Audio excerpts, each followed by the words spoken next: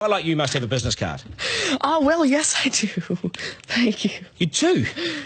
At 13, you have your own business card. Okay, that's a nice start. I'll get in touch with you later. Sure. What do you do?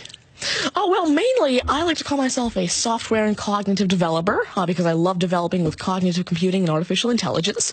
I am an algorithmist. I love working with, designing, and implementing algorithms. I'm a keynote and TEDx speaker. I'm an author. I've written a book, and I'm working on another one about IBM Watson. And, of course, I'm also an IBM champion for cloud and honorary IBM cloud advisor. Where did Hang I on go a second. wrong? Someone just get me a flannel card down. Do you go to school? Well, I'm currently homeschooled in grade 8, going to grade 9 now. Wow. Okay, so your bright artificial intelligence is taking over the world. Is that fair to say? Well, you see, that's actually one thing that I believe a lot of people have, the sort of misconception that artificial intelligence is this technology that was made to replace humans at really everything we do, whether it be, our jobs or whatever we do at home every day. But really what I believe is that artificial intelligence was developed and is continuing to be developed for the sole purpose of really augmenting our life and amplifying our skills or capabilities and what we can do every day. But what about when the computers actually learn that they're better than us? Well, you see, that's sort of called a singularity of artificial intelligence, at which point artificial intelligence has surpassed human intelligence to the point that we cannot control it. But really what I believe at this point, artificial intelligence, I won't go into the details right now since we're limited on time, but the thing is right now, artificial intelligence itself as a technology is so foolable and so primitive that either A, we won't reach that singularity point, or B, if we do, it's a very long ways off. Do you understand that, Mark? No. I couldn't. I wanted to take notes for the exam at the end of it. You lost them in the first sentence. Could I perhaps offer you a golf ball? There you go. Thank you very much. You do this YouTube channel, which you teach people. What is that all about, and who is your target audience? Yeah, sure. Now, I actually have a YouTube channel called Tanmay Teaches that I've been running for around 6 years now, and it has over 144 videos and now 22,000 subscribers. And so on it, I love to teach about computing, really programming, these algorithms that I develop, machine learning especially, math, science, and especially technologies like IBM Watson. Because, of course, I like to share my knowledge because I realize that there's this lack of resources for people to learn about technologies like AI, which is why I absolutely love sharing my knowledge through, of course, these YouTube videos, the books that I'm authoring, the keynotes that I have, and really Watson comes in here in such a great way because Watson allows me... What's Watson?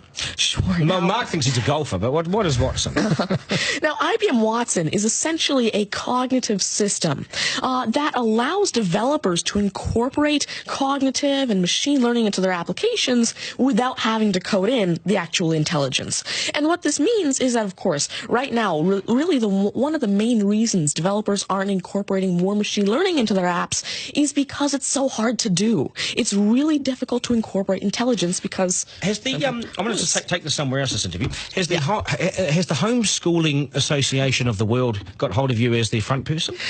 Well, there is actually a Homeschooling Legal Defense Association, I believe, HSLDA in Canada, and I actually had a keynote for them last year in Niagara Falls. You're the poster boy for homeschooling, aren't you?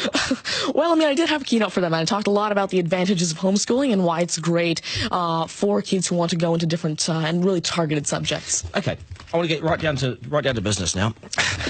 When did you realise you were bright and smarter than most?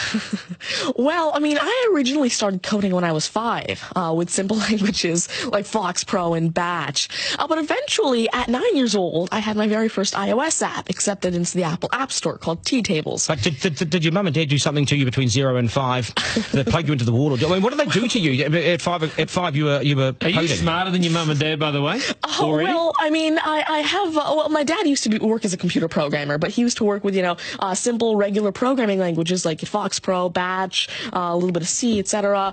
But you see, now I'm really interested in artificial intelligence and how it can actually be implemented on all these different platforms. You'd be a nightmare to teach. You'd be an absolute nightmare to teach, wouldn't you? Because you'll be smarter than the lecturers. I ever want to get in an argument with you, ever. But I would like to see you on a quiz show because I think you would nail that. Well, you see, there is one thing that I've been working on, and it's essentially an app called Ask Tanmay, an NLQA system. And so essentially it's a system that can take your natural language questions and answer them for you using Watson and artificial intelligence. And actually, the original reason why I made Ask Tanmay, there's an Indian version of the Who Wants to Be a Millionaire show called KBC, which I originally wanted Ask Tanmay to play. So that actually ties in quite a bit with what I wanted to do. It's nice to see you. Do you get, because you're homeschooling, you wouldn't go to school dances and things like that, would you? School socials and things? Do you go well, I actually used to be regularly schooled until grade 6. Right. Then I became homeschooled, and so of course I still do have my This is friends still from a school. victory for public schools. Take that golf ball Yep. and bring it back to me when you've actually worked out a way in which it'll always go straight. Because I think you could do it. Technically, using a genetic algorithm or something. I knew there'd be an answer. Hey, it's brilliant to meet you. You're a complete inspiration. Thank you. And I hope my son was watching, a 7-year-old son. Message to Buster Garner, you got work to do, mate. Do your homework, and we got to sharpen things up. Nice to see you. Thank you very All much. the very best. Thank You're you. amazing. Thank you. You're amazing. Okay, news is next, and then we are joined by today's panel, which won't be as smart as this guy, but they'll still be good, and we will head back to the beach as well for a game of 9 and 10. So much pressure now on the contestant in 9 and 10 just to rip through it and get it right. It's coming up after 8.